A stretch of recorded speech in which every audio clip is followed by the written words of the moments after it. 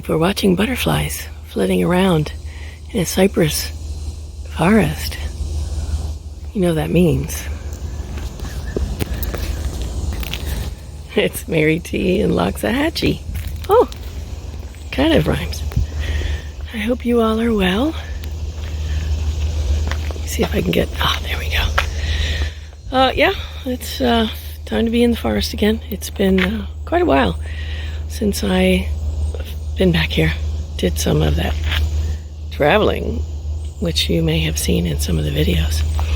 And it's been brilliant. So let's take a look and listen.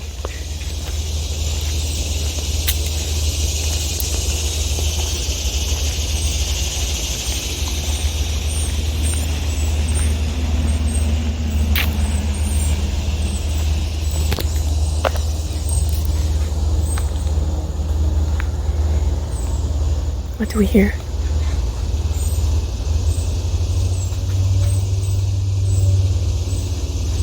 What do we sense? What do we feel? What do we notice?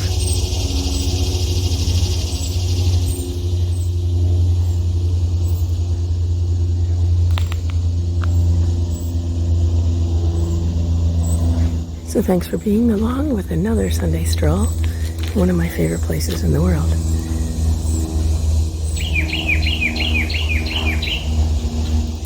That was awesome.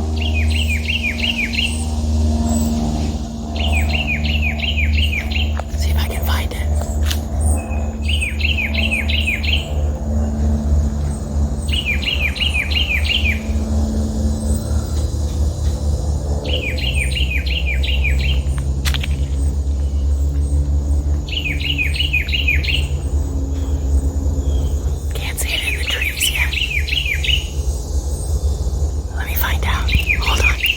Carolina Wren. And since it's a wren, it's small.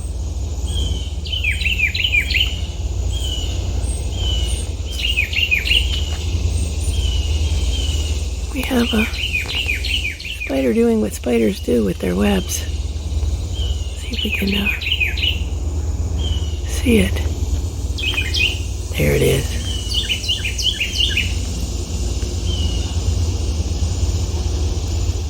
What spiders do, and what butterflies do.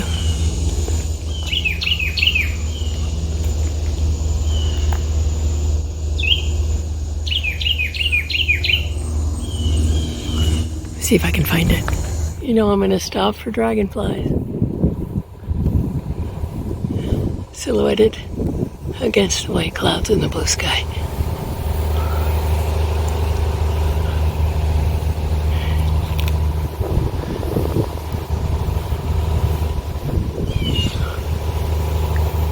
And the blue jay.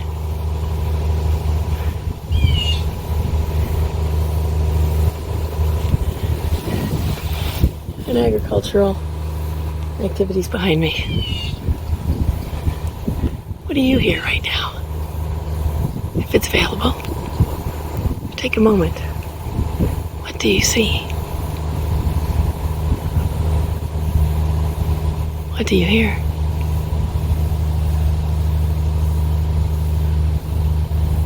Oh, that was very nice.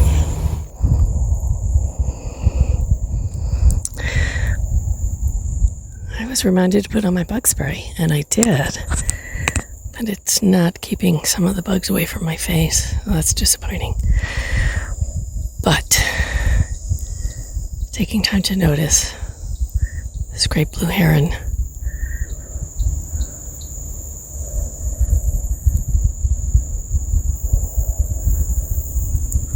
Didn't just lose his head. There he is. Or she is. Now, it is almost noon. So the sun is strong, but we have clouds. And there's a breeze on my face, which is great. So that made me think of a couple things. What is the refreshing breeze on your face? Take a moment. Literally or figuratively. What is the breeze on your face in a refreshing, delicious way?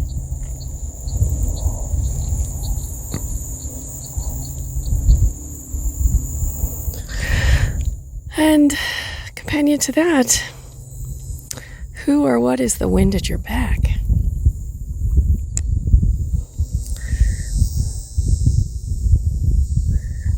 Supporting you, encouraging you, helping you. Taking time to notice who in your life or what in your life is there with you all the time, giving you support and care. Take a moment to think about that.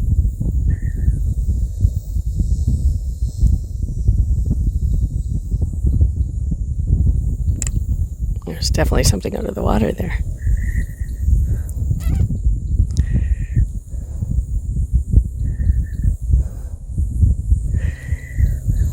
So here we are in Loxahatchee again. As I pointed out, I haven't been out here in a number of months, and that's a loss for me, because this is quite a place where I get fed and encouraged, and it serves, along with all nature, as wind on my back, supporting me and encouraging me. So as you know, I was traveling in Europe to Ireland to visit family, Latvia and Denmark and Germany to visit friends who have become family, and how each of them, in their own ways, are wind on my back, serving to feed my heart and my soul, to encourage me and to support me, and ask those questions that will move us in the right direction for peace and serenity and gratitude. This past week, I was in Washington, D.C.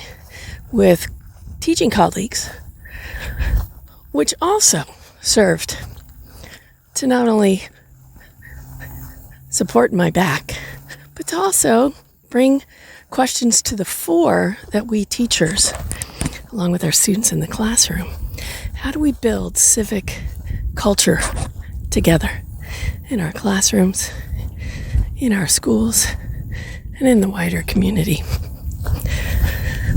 So the wind in my face is the questions that were posed, the speakers that we heard,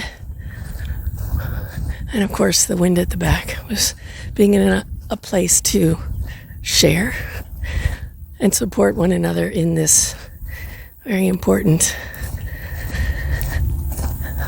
life of teaching and educating, and there goes a great blue heron, and helping the students recognize their role in their own lives and their own communities. So who is, or what is, the refreshing breeze in your face?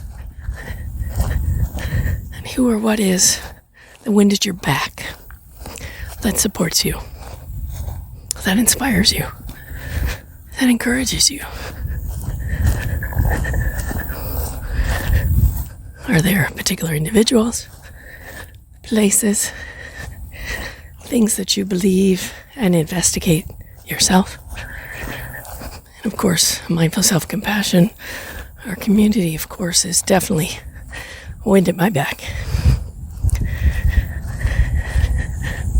The MSC skills that we've learned and practiced daily are reminders of what agency and power we have in our own lives to craft lives and families and communities that are supportive, that appreciate who and what we are.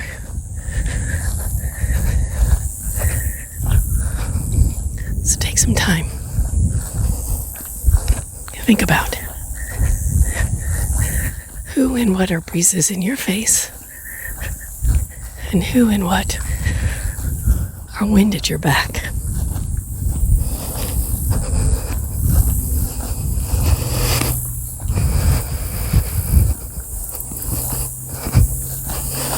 as we enjoy the breeze on these grasses here at the edge of the pond.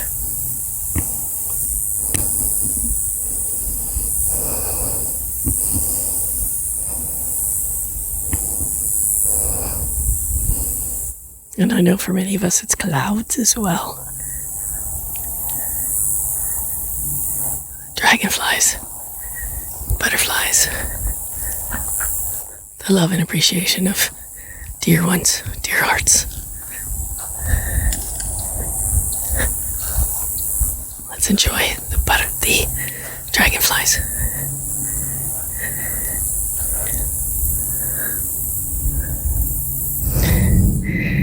Of course, it wouldn't be Loxahatchee. We'll let us stop at this pond apple tree. As we can see, there are multiple pond apples hanging. Let's look at this one that's very nicely on the edge of the tree there. And speaking of breezes in my face and wind at my back, one of the scholars who has spent part of the time with us in DC challenging us about what it is that we seek to do with and for our students, and warned us against getting wrapped up in motivation for soul making, and challenging us to be careful,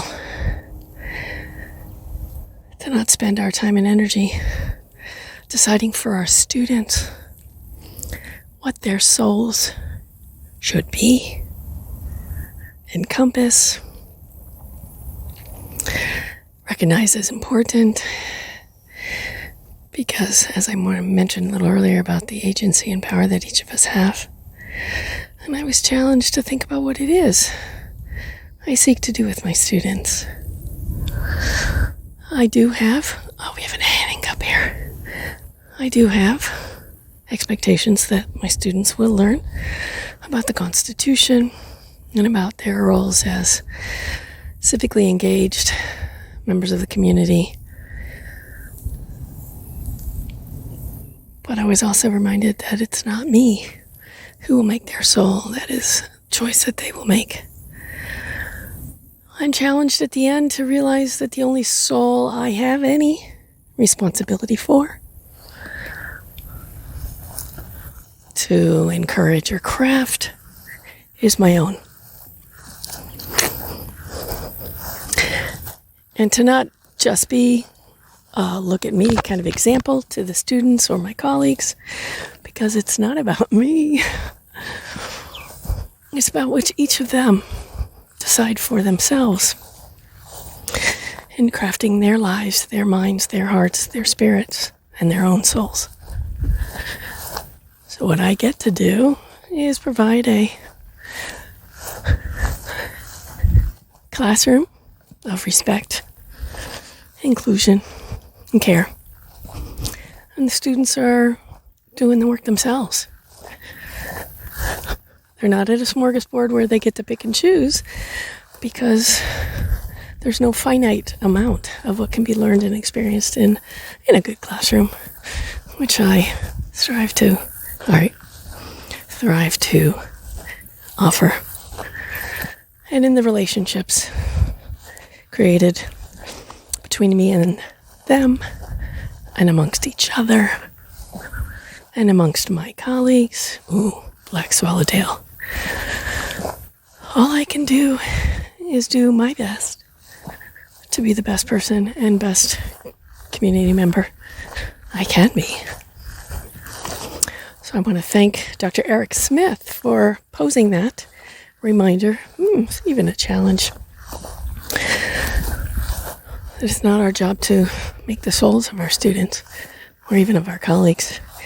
It is to provide them an opportunity to make their own. So even at this ripe age that I've got, knowing full well that my soul was never fully completed when I was born, when I was younger, between then and now, that it is a continuous and continual exploration and investigation and journey. So may I gently and lovingly ask you, how's your soul-making journey? And as we've seen in many memes, as well as in our MSc training, progress is not linear. For me, it's always been a spiral. Coming back, reinforcing what I've learned and accepted as solid in my own practice, my own heart, as well as spiraling back to revisit experiences or lessons that still have much to teach me. So as always, appreciating you, taking a listen and a walk with me as we explore this world we live in, and the lives we live, and the appreciation of beauty. And as you can see, these are called beauty berries, and you can understand why. Oh, look, we can see the process, the flowers, which will ultimately become the berries. So wherever you are in your life journey, your soul making, may it bring you peace. May you find wind at your back. May you find breeze and joy on your face.